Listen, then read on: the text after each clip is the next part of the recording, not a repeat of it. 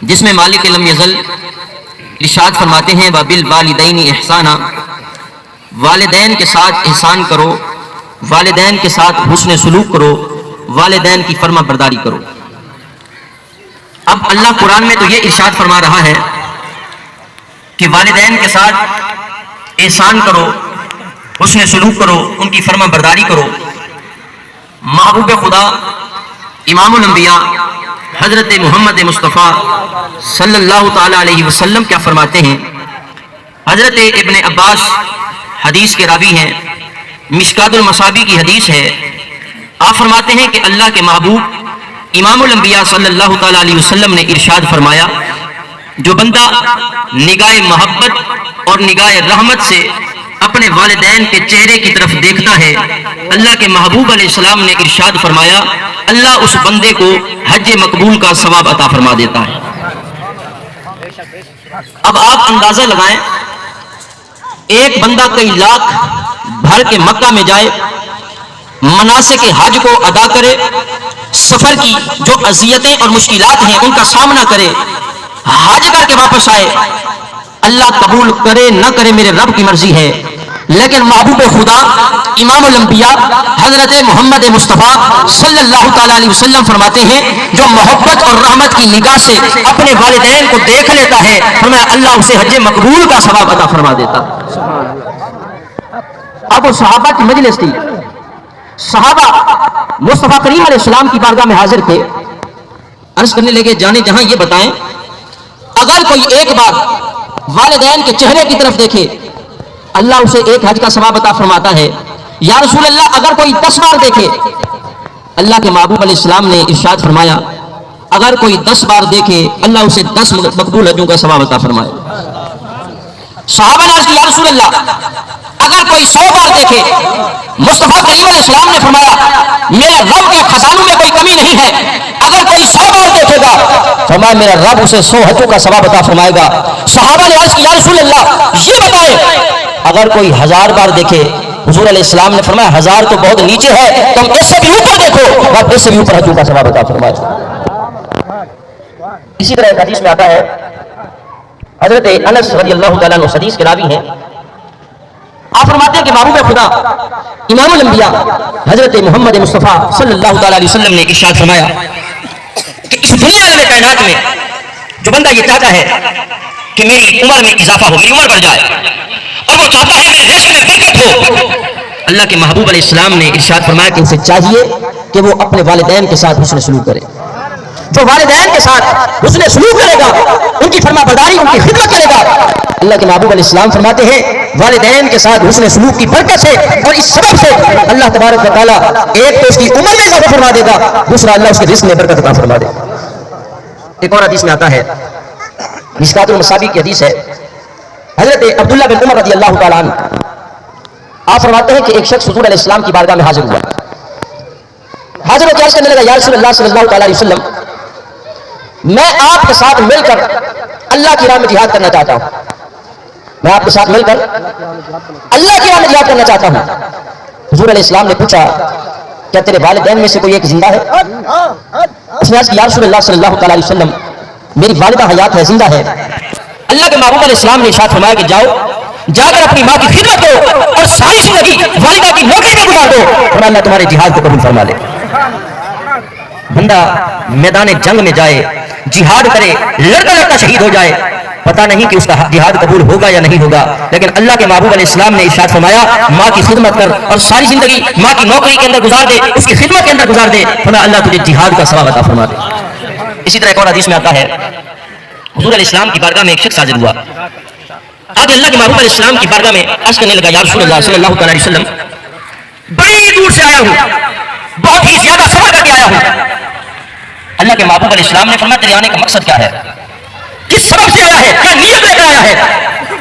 عرض کرنے لگا یا رسول اللہ صلی اللہ تعالی علیہ وسلم دل میں یہ ارادہ تھا کہ آپ کی طرف ہجرت کروں اور آپ کے ساتھ مل کر اللہ کی راہ میں جہاد کروں۔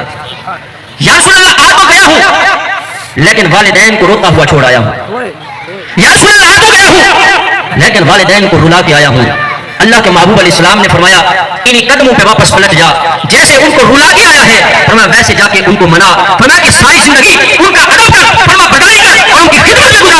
फरमाया तेरी हिजरत भी कबूल है, तेरा जिहाद भी कबूल है। ये मकाम है वालिदैन का।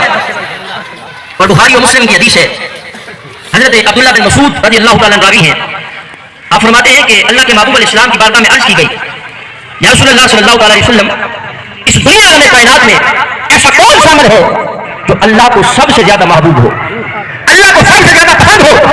हुजूर अलैहिस्सलाम ने इरशाद फरमाया कि नमाज को उसके वक्त पर अदा करना, नमाज को उसके वक्त पर अदा करना, ये अल्लाह को सबसे ज्यादा महबूब है। हुजूर अलैहिस्सलाम की बारगाह में अर्ज की गई, या रसूलल्लाह सुम्मा मन, फिर कौन सा अमल अल्लाह के महबूब अलैहिस्सलाम अल्लाह को सबसे ज्यादा पसंद है? हुजूर अलैहिस्सलाम ने इरशाद फरमाया कि अल्लाह की राह में जिहाद करना।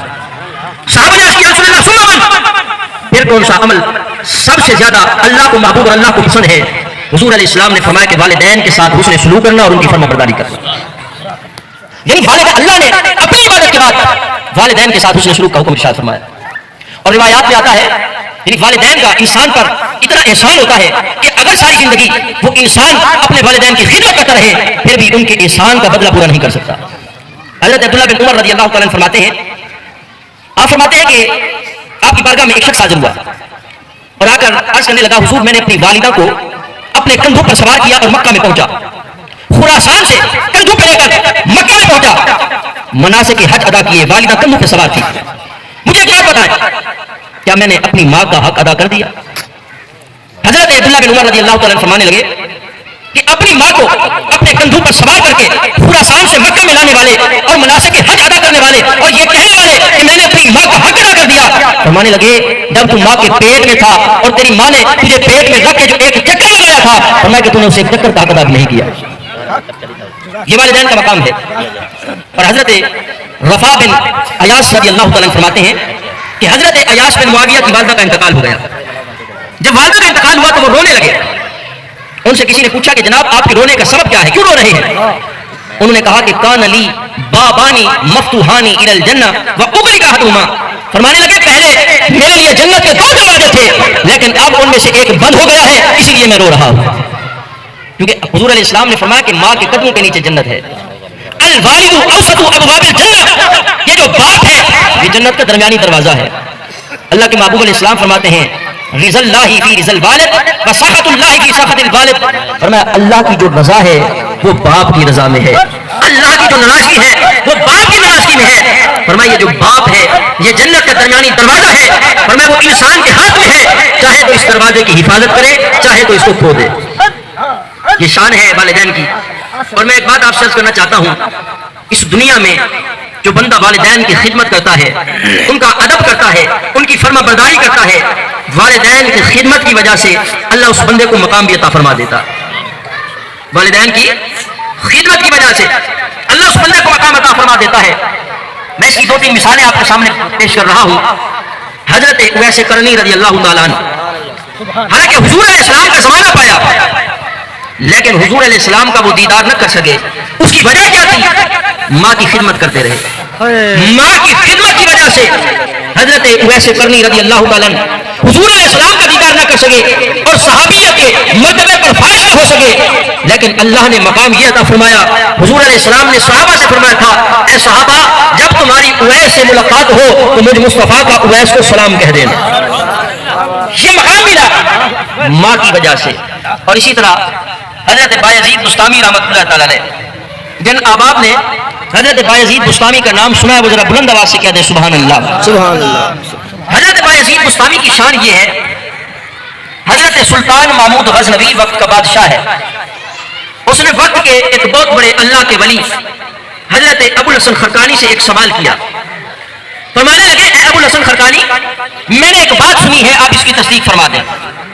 बात मैंने ये सुनी है, मैंने सुना ये है कि जो बंदा बायजीद बुस्तामी को निगाह मोहब्बत से देख लेता था, अल्लाह उसे ईमान की दौलत अता फरमा देता। क्या ये बात ठीक है? आप इसकी तस्दीक फरमाते हैं?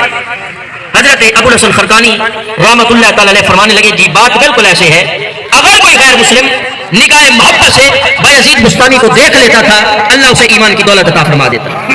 और मैं फिर मेरा अगला सवाल सुने। मेरा अगला सवाल ये है, बायजीद बुस्तामी ये हुजूर के गुलामों के भी गुलाम हैं, तो जब गुलाम को कोई काफिर देख लेता था, वो कलमा पढ़ लेता था, फिर हुजूर अलैहिस्सलाम को देखने के बावजूद ابو جہل اور ابو لہب نے مصطفیٰ کا کلمہ کیوں نہ پڑھا؟ سوال کی سمجھ آئی؟ تو کہہ رہے الحمدللہ۔ بھئی بایزید بستامی یہ حضور کے غلاموں کا بھی غلام ہے، اگر غلام کو کوئی کافر نگاہ محبت سے دیکھ لیتا تھا اللہ ایمان کی دولت عطا فرما دیتا تھا، لیکن حضور علیہ السلام کو دیکھنے کے باوجود ابو جہل اور ابو لہب نے مصطفیٰ کا کلمہ کیوں نہ پڑھا؟ سوال اگرچہ مشکل تھا، حضرت ابو الحسن خرقانی آپ تبسم ریزی فرمانے لگے اور مسکرانے لگے اور بڑے پیارے انداز میں جواب دیا۔ آپ نے فرمایا سلطان محمود غزنوی، دراصل وجہ یہ ہے کہ ابو جہل اور ابو لہب نے مصطفیٰ کو دیکھا ہی نہیں۔ ابو جہل اور ابو لہب نے مصطفیٰ کو دیکھا ہی نہیں، کیونکہ انہوں نے جب بھی دیکھا محمد بن عبداللہ سمجھ کے دیکھا، کہا اگر ایک بار بھی وہ محمد رسول اللہ سمجھ کے دیکھ لیتے، کہا صرف مسلمان ہی نہیں صاحب یہ مصطفیٰ بن چکے ہوئے۔ یعنی یہ حضرت بایزید بستامی کی شان ہے کہ اگر غیر مسلم نگاہ محبت سے بایزید بستامی کو دیکھ لیتا تھا اللہ اسے ایمان کی دولت عطا فرما دیتا تھا۔ تو آئیے پوچھتے ہیں بایزید بستامی سے، بھئی آپ کو یہ مقام کیسے ملا؟ حضرت بایزید بستامی رحمۃ اللہ تعالی علیہ فرماتے ہیں سردیوں کی ایک سخت رات تھی، میری ماں نے مجھ سے پانی مانگا، جب میں باہر سے پانی لے کر آیا میری والدہ کی آنکھ لگ چکی تھی۔ اب وہ پانی اس نیت سے کہ کہیں والدہ دوبارہ بیدار ہو اور پانی نہ مانگ لے، اس نیت سے وہ پانی لے کر ساری رات میں والدہ کے سرانے کھڑا رہا۔ آپ فرماتے ہیں جب صبح میری والدہ بیدار ہوئی اور میرے وہاں پر موجود ہونے کا کھڑا ہونے کا سبب پوچھا، میں نے کہا امی جان آپ نے پانی مانگا تھا، جب لے کے آیا تھا آپ کی آنکھ لگ چکی تھی تو کہیں آپ دوبارہ نہ مانگ لے، اس نیت سے پانی لے کر کھڑا رہا۔ حضرت بایزید بستامی رحمۃ اللہ تعالی علیہ فرماتے ہیں اس رات میری والدہ نے جو میرے لیے دعا کی اور اس دعا کے صدقے میں بایزید بستامی بن گیا۔ آپ دیکھیں حدیث پاک میں بھی آتا ہے کہ والدین کی جو دعا ہے نا اولاد کے حق میں وہ جلدی قبول ہوتی ہے، والدین کی جو بد دعا ہے اولاد کے حق میں وہ بھی جلدی قبول ہوتی ہے۔ اسی لیے والدین کو چاہیے کہ جلد اپنی اولاد کو کبھی بد دعا نہ دے، جب بھی دے کوشش کر کے دعا ہی دیا کرے۔ اسی طرح ایک روایت میں آتا ہے، اگرچہ وہ روایت ضعیف ہے لیکن فضائل کے بیان میں ہے تو اس لیے میں بیان کر دیتا ہوں۔ روایات میں ایک بات آتی ہے کہ ایک شخص حضرت موسیٰ علیہ السلام نے اللہ کی بارگاہ میں عرض کی، اے مالک اس دنیا عالم کائنات میں اس بندے کو دیکھنا چاہتا ہوں جو بندہ جنت میں میرا ساتھی ہوگا۔ اس دنیا میں اس بندے کو دیکھنا چاہتا ہوں جو جنت میں میرا ساتھی ہوگا۔ اللہ نے فرمایا اے موسیٰ فلاں جنگل میں چلے جاؤ، وہاں پر ایک بکریاں چرانے والا چرواہا ہوگا، وہ جنت میں تیرا ساتھی ہے۔ ایک روایت میں آتا ہے کہ اقتصاد کا ذکر ہے، حضرت موسیٰ علیہ السلام بڑے حیران ہوئے کہ نہ کوئی عالم نہ کوئی فاضل کوئی عبادت گزار نہیں، لیکن ایک بکریاں چرانے والا وہ جنت میں میرا ساتھی کیسے بن سکتا ہے؟ جاؤں جا کر دیکھوں تو صحیح اس کا ایسا کون سا عمل ہے کہ جس عمل نے اسے میرا ساتھی بنا دیا ہے۔ حضرت موسیٰ علیہ السلام آپ جب جاتے ہیں جا کر دیتے ہیں وہ بندہ بکریاں چرا رہا ہے، کبھی اس بکری کے پیچھے جاتا ہے کبھی اس بکری کے پیچھے جاتا ہے۔ حضرت موسیٰ علیہ السلام بڑے حیران ہوتے ہیں کہ نہ اللہ کی صدائیں نہ ہو کی زدیں بغیر ان کو وظائف کے اتنا بڑا مقام کہ اللہ نے اس بندے کو میرے جنت کا ساتھی بنا دیا۔ اب جب شام ہوئی اور کوئی ایسی بات نظر نہیں آئی کہ جس بات سے حضرت موسیٰ کو لگے کہ واقعی یہ میرے جنت کا ساتھی ہے، وہ گھر جانے لگا تو حضرت موسیٰ علیہ السلام نے اسے اجازت مانگی اور اس کے ساتھ اس کے گھر چل پڑے۔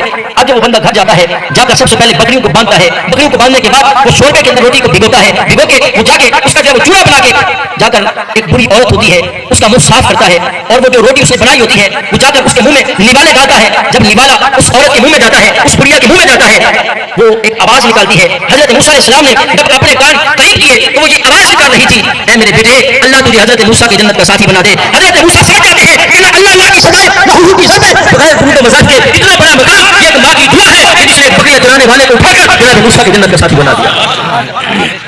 ماں کی دعا ہے، جس طرح اس دنیا میں ماں باپ کی خدمت کرنے سے جس طرح اس دنیا میں ماں باپ کی خدمت کرنے والے کو اللہ مقام عطا فرماتا ہے، اسی طرح اس دنیا میں رہ کر جو والدین کی گستاخی کرتا ہے ان کی نافرمانی کرتا ہے ان کو تکلیف دینے کا سبب بنتا ہے، دنیا میں تو اس کے لیے عذاب ہے ہی ہے، لیکن دنیا دیکھتی ہے کہ وہ بندہ دنیا میں بھی ذلیل و رسوا ہوتا ہے۔ روایات میں آتا ہے یعنی اس دنیا میں رہ کر جو بندہ گناہ کرتا ہے حضور علیہ السلام فرماتے ہیں کہ اگر اللہ چاہے ہر گناہ کی سزا قیامت تک مؤخر کر سکتا ہے۔ یعنی اس دنیا میں بندے نے نماز پڑھی، نماز نہ پڑھنا یہ گناہ ہے، فرمایا کہ اللہ چاہے تو اس کی سزا قیامت میں دے گا، دنیا میں نہ دے بندے کو۔ اور بھی گناہ ہے اللہ چاہے تو ان کی سزا بندے کو قیامت میں دے سکتا ہے، دنیا میں نہ دے۔ فرمایا کہ والدین کی نافرمانی یہ ایسا گناہ ہے اللہ قیامت کے دن کو اس کی سزا دے گا ہی دے گا، لیکن فرمایا اللہ دنیا میں بھی اس بندے کو اس کی سزا دے دیتا۔ روایت میں آتا ہے حضرت ابو ہریرہ رضی اللہ تعالیٰ راوی ہے، آپ فرماتے اللہ کے محبوب علیہ السلام تشریف فرماتے اور حضور علیہ السلام نے ارشاد فرمایا کہ ذلیل و رسوا ہو، ایک بار فرمایا پھر دوسری بار فرمایا ذلیل و رسوا ہو، پھر تیسری بار فرمایا ذلیل و رسوا ہو۔ اب صحابہ حاضر تھے، عرض کرنے لگے یا رسول اللہ صلی اللہ علیہ وسلم کون ذلیل و رسوا ہو؟ اللہ کے محبوب علیہ السلام نے ارشاد فرمایا وہ بندہ جس نے اپنی حیات میں اپنی زندگی میں والدین دونوں یا ان میں سے ایک کو تو پایا لیکن ان کی خدمت کر کے دخول جنت میں اپنا مکان نہ بنا سکے. فرمایا کہ والدین کو تو پتا ہے لیکن ان کی خدمت کر کے اپنا ٹھکانہ جنت میں پتا نہیں کرتا. فرمایا وہ ذلیل و رسوا. اسی طرح روایت میں آتا ہے حضرت عبداللہ بن عمر رضی اللہ تعالیٰ فرماتے ہیں کہ حضور علیہ السلام نے ارشاد فرمایا کہ 3 بندے ایسے ہیں جن پر اللہ نے جنت کو حرام فرما دیا ہے. 3 بندے ایسے ہیں کہ جن پر اللہ نے جنت کو حرام فرما دیا ہے. فرمایا وہ کون سے بندے ہیں؟ اللہ کے محبوب علیہ السلام نے ارشاد فرمایا پہلے نمبر پر ہمیشہ شراب پینے والا. فرمایا جو شرابی ہے اللہ نے اس پر جنت کو حرام فرما دیا ہے. فرمایا دوسرے نمبر پر وہ بے غیرت انسان جس کے گھر میں بے حیائی ہو رہی ہو اور وہ بے حیائی کو دیکھتے ہوئے کچھ نہ کہے خاموش رہے اسے برقرار رکھے. اللہ کے محبوب علیہ السلام نے ارشاد فرمایا ایسے بے غیرت آدمی پر بھی جنت حرام ہے. اور فرمایا تیسرے نمبر پر وہ بندہ جو اس دنیا میں رہ کر والدین کی نافرمانی کرتا ہے, اس دنیا میں رہ کر والدین کی تکلیف کا سبب بنتا ہے. فرمایا ایسے بندے پر بھی جنت حرام ہے. ایک واقعہ ہے امام سمرقندی اور بڑا کمال کا اور عبرت ناک واقعہ ہے. امام سمرقندی رحمۃ اللہ تعالی علیہ آپ حضرت عوام ابن ہوشب رحمۃ اللہ تعالی علیہ کے حوالے سے لکھتے ہیں. آپ فرماتے ہیں کہ حضرت عوام ابن ہوشب آپ کسی بستی میں گئے, شام ہو گئی تو آپ نے وہیں پہ رہنے کا ارادہ فرما لیا. نماز اثر پڑھی تو اس بستی کے قبرستان کی طرف نکل پڑے. اب جب بستی کے قبرستان میں ایک قبر کے پاس سے گزرے, وہ قبر اچانک پھٹی, اس میں سے ایک انسان نکلا. وہ کیسا انسان تھا؟ اس کا سارا وجود تو انسانوں جیسا تھا لیکن اس کا جو چہرہ ہے وہ گدھے جیسا تھا. وہ تھوڑی دیر ہینگ کر پھر اپنی قبر میں داخل ہو گیا. اب حضرت عوام ابن ہوشب آپ اس قبرستان کے کنارے پہ پہنچے. ایک بڑھیا وہاں پہ رہتی تھی, اس سے ملاقات ہوئی, سارا واقعہ بیان کیا. اس بڑھیا نے اشارہ کیا کہ فلاں جھوپڑی کی طرف دیکھیں, اس جھوپڑی میں اس بندے کی والدہ رہتی ہے. یہ بندہ دنیا میں شراب پیا کرتا تھا اور اس کی ماں کہتی تھی بیٹا شراب نہ پیا کر, شراب پینے سے رحمان ناراض ہو جاتا ہے, شراب پینے سے اللہ ناراض ہو جاتا ہے. جب اس کی ماں اسے سمجھاتی تھی آگے سے یہ کہتا تھا کیا تو ہر وقت گدھے کی طرح ہینگتی رہتی ہے. فرمایا کہ جب سے بڑا ہے تب سے لے کر آج تک روزانہ اسی طرح عصر کی نماز کے بعد اپنی قبر سے نکلتا ہے, گدھے کی طرح ہینگ کر پھر اپنی قبر میں داخل ہو جاتا ہے. اب دیکھیں ادھر حضور کا فرمان تھا کہ ماں باپ کا جو نافرمان ہے, فرمایا کہ آخرت میں سزا تو ہے ہی ہے, اللہ دنیا میں ہی اس بندے کو سزا دے دیتا ہے. تو اپنے ماں باپ کی فرما برداری کریں, ان کے ساتھ اس نے سلوک کریں. جب وہ چلے جاتے ہیں تب ان کی قدر محسوس ہوتی ہے. جب وہ دنیا میں ہیں دنیا میں اس حال میں ان کی اتنی خدمت کریں, ایسا اس نے سلوک کریں, فرما برداری کریں کہ دنیا سے وہ آپ سے راضی ہو کر جائیں.